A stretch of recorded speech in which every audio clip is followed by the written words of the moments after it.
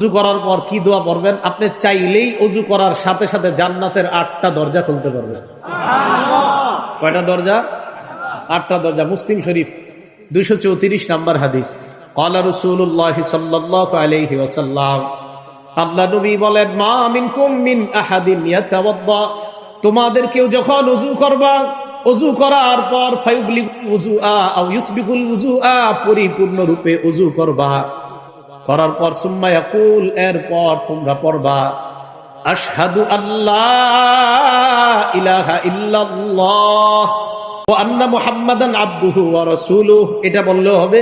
আর আপনারা যেটা পারেন ওয়া আশহাদু আন্না মুহাম্মাদান আবদুহু ওয়া রাসূলুহু, এটা বললেও হবে।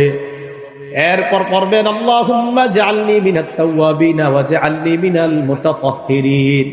নবীজি বলেন, ইল্লা ফুতিহাত লাহু আবওয়াবুল জান্নাতিস সামানিয়া, এই দোয়াটা কালিমায়ে শাহাদাত পড়তে দেরি সাথে সাথে আল্লাহর জান্নাতের 8টা দরজা খুলে দাও।